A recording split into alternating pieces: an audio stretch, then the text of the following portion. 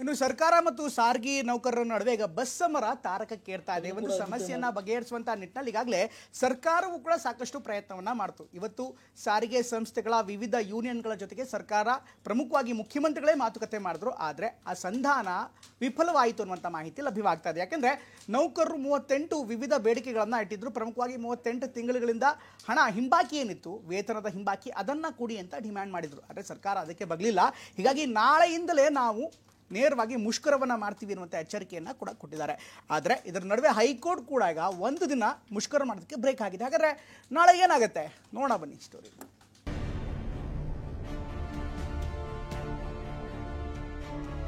ವಿವಿಧ ಬೇಡಿಕೆಗೆ ಆಗ್ರಹಿಸುತ್ತಿರೋ ಸಾರಿಗೆ ನೌಕರರು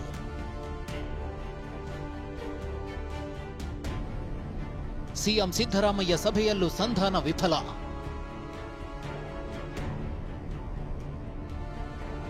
ನಾಲ್ಕು ನಿಗಮಗಳ ಮುಷ್ಕರಕ್ಕೆ ಒಂದು ದಿನ ಹೈಕೋರ್ಟ್ ಬ್ರೇಕ್.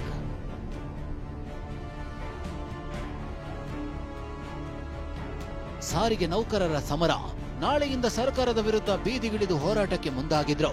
ಯಾರ ಮಾತಿಗೆ ಜಗ್ಗಿರಲಿಲ್ಲ. ವಿವಿಧ ಬೇಡಿಕೆಗಳ ಈಡೇರಿಕೆಗೆ ಆಗ್ರಹಿಸಿ ಬಂದ್ಗೆ ಕರೆ ಕೊಟ್ಟಿದ್ರು. ಇನ್ನು ಖುದ್ದು ಸಿಎಂ ಸಿದ್ದರಾಮಯ್ಯ ಸಭೆ ಮೂಲಕ ಮನವೊಲಿಸೋಕೆ ಪ್ರಯತ್ನಿಸಿದ್ರು. ಅದು ವಿಫಲ ಆಯಿತು. ಆದರೆ ಈ ಬೆಳವಣಿಗೆ ಮಧ್ಯೆ ಮುಷ್ಕರಕ್ಕೆ ಒಂದು ದಿನ ಹೈಕೋರ್ಟ್ ಬ್ರೇಕ್ ಹಾಕಿದೆ.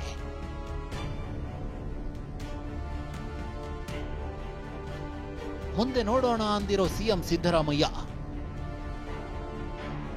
ವಿಧಾನಸೌಧದಲ್ಲಿ ಸಾರಿಗೆ ನೌಕರರ ಸಂಘಟನೆಯ ಮುಖಂಡರ ಜೊತೆ ಸಿಎಂ ಸಿದ್ದರಾಮಯ್ಯ ಸಭೆ ನಡೆಸಿದ್ರು. ಸಭೆಯಲ್ಲಿ ಸಾರಿಗೆ ಸಚಿವ ರಾಮಲಿಂಗಾರೆಡ್ಡಿ ಸೇರಿದಂತೆ ಪ್ರಮುಖರು ಭಾಗಿಯಾಗಿದ್ರು. ಎಷ್ಟೇ ಮನವೊಲಿಸೋ ಪ್ರಯತ್ನ ಮಾಡಿದ್ರು ಮುಖಂಡರು ಒಪ್ಪಲೇ ಇಲ್ಲ. ಹೀಗಾಗಿ ಸಂಧಾನ ಸಭೆಯು ವಿಫಲವಾಯಿತು. ಸಭೆಯಿಂದ ಸಾರಿಗೆ ಸಂಘಟನೆಯ ಮುಖಂಡರು ಹೊರಬಂದ್ರು.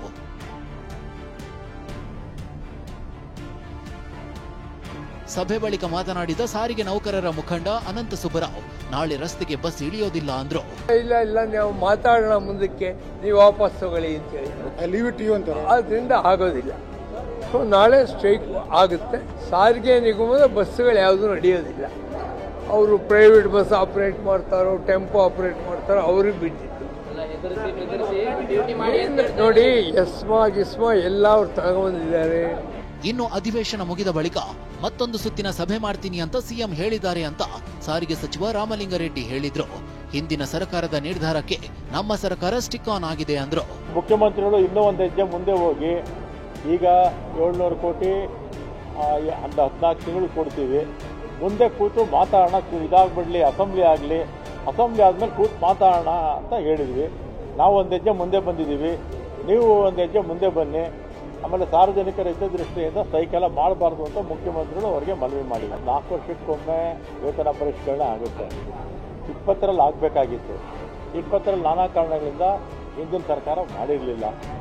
ಆಮೇಲೆ ಅವರು 17/3/23ರಲ್ಲಿ ಒಂದು ತೀರ್ಮಾನ ತಗೊಂಡು 1/3/23ರಿಂದ ಅಂತ ತೀರ್ಮಾನ ಆಗಿದೆ. ವೇತನ ಪರಿಷ್ಕರಣೆ 1/3/23ರಿಂದ ಜಾರಿಗೆ ಬರುತ್ತೆ ಅಂತೇಳಿ ಹಿಂದಿನ ಸರ್ಕಾರ ತೀರ್ಮಾನ ಮಾಡಿದೆ. 1/3/23ರಿಂದ ಜಾರಿ ಆಗುತ್ತೆ ವೇತನ ಪರಿಷ್ಕರಣೆ ಅಂತ ಹಿಂದಿನ ಸರ್ಕಾರನೇ ತೀರ್ಮಾನ ತಗೊಂಡಿದ್ದಾರೆ. ಅಷ್ಟಕ್ಕೂ ಸರ್ಕಾರದ ವಿರುದ್ಧ ಸಾರಿಗೆ ನೌಕರರು ರೊಚ್ಚಿಗೇಳಲು ಕಾರಣವೇನು? ನೌಕರರ ಬೇಡಿಕೆಗಳೇನು ಅನ್ನೋದನ್ನ ವಿವರವಾಗಿ ನೋಡೋದಾದ್ರೆ, 38 ತಿಂಗಳ ಅರಿಯರ್ಸ್ ಅಂದ್ರೆ ಹಿಂಬಾಕಿ ವೇತನ ಬಿಡುಗಡೆ ಮಾಡಬೇಕು. ಅಲ್ಲದೆ 2024ರ ಜನವರಿಯಿಂದಲೇ ಹೊಸ ವೇತನ ಪರಿಷ್ಕರಣೆ ಆಗಬೇಕು. ಖಾಸಗೀಕರಣ, ಭ್ರಷ್ಟಾಚಾರ, ಸಿಬ್ಬಂದಿ ಮೇಲಿನ ಕಿರುಕುಳ ನಿಲ್ಲಬೇಕು. ಸಾರಿಗೆ ನಿಗಮದ ವಿದ್ಯುತ್ ಬಸ್ಗಳಲ್ಲಿ ಸಂಸ್ಥೆಯ ಚಾಲಕರಿಗೆ ಕೆಲಸ ನೀಡಬೇಕು. ಎಲೆಕ್ಟ್ರಿಕ್ ಬಸ್ಗಳಲ್ಲಿ ಸಂಸ್ಥೆಯ ಚಾಲಕರಿಗೆ ಕೆಲಸ ನೀಡಬೇಕು ಅಂತ ಡಿಮ್ಯಾಂಡ್ ಇಟ್ಟಿದ್ದಾರೆ. ಸಾರಿಗೆ ನಿಗಮಗಳ ಮುಷ್ಕರಕ್ಕೆ ಹೈಕೋರ್ಟ್ನಿಂದ ಬ್ರೇಕ್. ನಾಳೆವರೆಗೆ ಮುಷ್ಕರ ಸ್ಥಗಿತಕ್ಕೆ ಹೈಕೋರ್ಟ್ ಸೂಚನೆ. ಬಸ್ ಮುಷ್ಕರದಿಂದ ಸಾರ್ವಜನಿಕರಿಗೆ ಸಮಸ್ಯೆ ಆಗುತ್ತೆ ಅಂತ ಬೆಂಗಳೂರಿನ ಕೆಲ ನಿವಾಸಿಗಳು ಸಲ್ಲಿಸಿದ್ದ ಪಿಐಎಲ್ ವಿಚಾರಣೆ ನಡೆಸಿದ ಹೈಕೋರ್ಟ್ ನಾಳಿನವರೆಗೆ ಮುಷ್ಕರ ಸ್ಥಗಿತಗೊಳಿಸುವಂತೆ ಮಧ್ಯಂತರ ಆದೇಶ ನೀಡಿ ವಿಚಾರಣೆಯನ್ನ ನಾಳೆಗೆ ಮುಂದೂಡಿದೆ.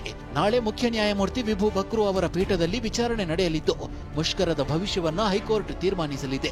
ಅಪ್ರೆಹೆನ್ಷನ್ ಏನಿತ್ತು ಅಂದ್ರೆ ನಾಳೆ ಬೆಳಗ್ಗೆ 6 ಗಂಟೆಗೆ ಸ್ಟ್ರೈಕ್ ಮಾಡ್ತೀವಿ ಅಂತ ನ್ಯೂಸ್ ಪೇಪರ್ಸ್ ಅಲ್ಲೆಲ್ಲ ನೋಡಿದ್ವಿ. ಪ್ಲಸ್ ಇಲ್ಲ, ಇವತ್ತು ರಾತ್ರಿಯಿಂದಾನೇ ನಾವು ವರ್ಕರ್ಸ್ ಯಾರು ಬರಲ್ಲ, ಸ್ಟ್ರೈಕ್ ಮಾಡ್ತೀವಿ ಅಂತ. ಈ ಅಪ್ರೆಹೆನ್ಷನ್ ರಾತ್ರಿ ಸ್ಟ್ರೈಕು ಅಂತ ಕರೆದು ಬಿಟ್ರೆ ಈ ತೊಂದರೆ ಆಗಬಾರ್ದು. ಈ ತರ ಏನೋ ರಾತ್ರಿ ಇದಾಗಬಾರ್ದು ಅಂತಾನೆ ಇವತ್ತು ನಾವು ಬೇಗ ಕೋರ್ಟ್ ಮುಂದೆ ಮೂವ್ ಮಾಡಿ ಒಟ್ನಲ್ಲಿ ನಾಳೆ ಮತ್ತೆ same matter will be heard. So ನಾಳೆವರೆಗೂ ಏನೋ ಸ್ಟ್ರೈಕ್ ಮಾಡೋ ಹಾಗಿಲ್ಲ ಅಂತ ಆದೇಶ ಮಾಡಿ. ಬಿಎಂಟಿಸಿ, ಕೆಎಸ್ಆರ್ಟಿಸಿ ಸೇರಿದಂತೆ ಸಾರಿಗೆ ನಿಗಮಗಳ ಮುಷ್ಕರಕ್ಕೆ ಹೈಕೋರ್ಟ್ 1 ದಿನದ ಬ್ರೇಕ್ ಹಾಕಿದೆ. ಅಲ್ಲದೆ ಪಿಐಎಲ್ ಸಂಬಂಧ ರಾಜ್ಯ ಸರ್ಕಾರ, ಸಾರಿಗೆ ನಿಗಮಗಳು ಹಾಗೂ ಸಾರಿಗೆ ಸಂಘಟನೆಗಳಿಗೂ ನೋಟಿಸ್ ಜಾರಿಗೆ ಆದೇಶ ನೀಡಿದೆ. Bureau report, TV9.